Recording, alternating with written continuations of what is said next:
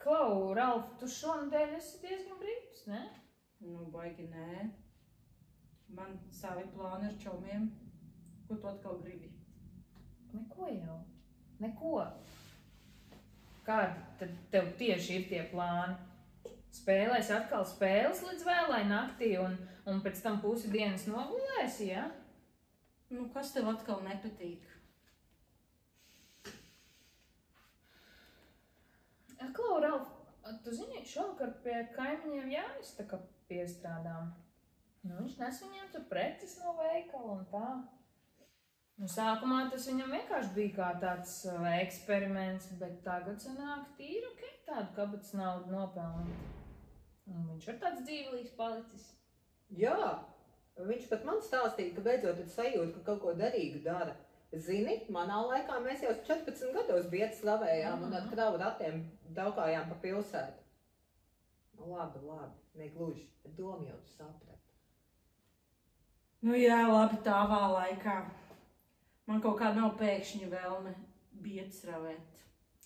Protams, tā ne jau uzreiz tur birste rati, bet tu zini, veikala īpašnieks vienkārši meklē kādu, kas šad un tad palīdz, krāmē plauktus, piekar cenu zīmes, pārvieto tur kaut kādas lietas, ko viņš nevar pacelt pats. Un zini, viņš teica, ja kāds pieteiksies, viņš 100 punkti paņemšot. Un es jau tā kā teicu, ka tu droši vien arī tā kā piestaigāsi. Ko? Tu jau pateici, ka es iešu? Nu, nē. Es tikai pieminēju, ka iespējams tu piestaigāsi. Un viņš tāpat piedāvā cepumus visiem, kas tur atnāk. Nu, mammu, es cepumus pats varu nopirkt. Un neesmu nekāds bērns. Bet par kādu naudu? Manis doto naudu. Beidzot būtu laiks pašam savu kabatas naudu nopelnīt. Jā, skrienu jau bietas ravēt. Kas man darīt nav ko. Kurš tev teica, ka tev jāiet bietes ravēt? Es taču teicu, ka veikalā var krāmēt plauktus. Un tu var tikai apskatīties pilnīgi bez jebkādām saistībām, Ralf. Viņš vienmēr smaida un parāda, ko tieši vajag izdarīt. Vienkārši aizēj aprunāties, un tas viss. Jā, zini, vakar galvniecībā es satiku tavu klases biedru Kristapu. Viņš tad jau labu laiku strādājot. Esot ļoti priecīgs un varot kādu kapeiku nopelnīt. Viņš sācis krāt naudu tam, kā viņu sauc, rollerim. Viņš pats izbrīnījies, cik forši. Kristaps? Jā. Viņš vienmēr smējās par citiem, kuri teica, ka kaut ko piestrādā. Nezinu. Un pagājušo gadu Jānis strādāja Maksimā, par viņu vēl tagad smējās. Redzi, cilvēki maina domas. Pat viņš. Un neviens jau neteica, ka tev jāsēž pie kases. Vienkārši palīdzi. Tā kā tu reiz palīdzēji vecmāmiņai garāžā sakārtot tās kastes. Tu atceries, cik tev tas ātri raiti aizgāja? Tu taču esi īsts organizēšanas meistars. Atceries, manā darbnīcā pat tu mēģi sakārtot instrumentus pēc krāsām un izmēriem. Nu jā, bet tev tur viss bija hausā. Man kaitināja, ka es tur neko nevaru atrast, kad man vajadzēja. Redzi, tāpat arī veikalā. Viņam vienkārši vajag kādu, kurš mazliet palīdz salikt lietas īstajās vietās, tā kā nav nekas baigi jau un grūts.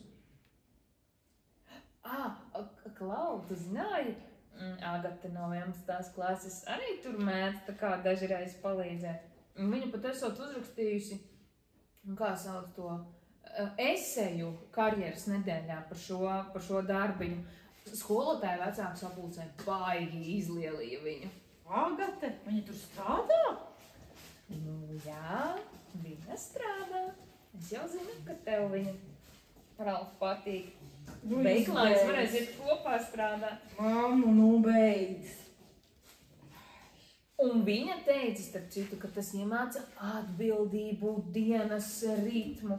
Viņa pat esot blakus veikalā aizgājusi uz citu interviju un tur pateikusi, jā, man ir pieredze veikalā. Sākumā neesot gribējuši tā kā viņu vispār ņemt, neuztvēra nopietni, bet tad, kad viņa to pateica, pilnīgi citādāk sākuši skatīties. Nu jā, nu tas ir tas neoficiālais dzīves CV, par ko mēs jau esam runājuši. Viena mazliet, un tu esi citā līmenī. Nemaz nerunājot par to, kā tas izklausās. Es piestrādāju. Pat Profenes uzņemšanas komisijas to ņem vērā. Jā, un ja tev nepatiks, tad tu vienkārši neej vēlreiz. Tiešām. Tur nav nekāds līgums ne uz 5 gadiem, ne uz mūžu, tā nav laulība. Bet ja man patīk, viņam būs sava vieta, sava bāze, un vēl tie garšīgie cepumi. Vienmēr cepumi.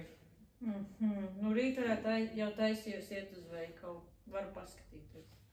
Cepumi jau vienmēr var apēst. Nu tieši tā. Tas ir kā atvērt durvis, paskatīties un izlemt, vai tu gribi ienākt. Nu, nesāc savas gudrās runas. Es taču teicu, ka aiziešu. Labs sākums. Un rīt no rīta, ja tu gribi, es tev aiziešu līdzi. Man tāpat vajag nopirkt kafiju, māsai konfektes, maizi.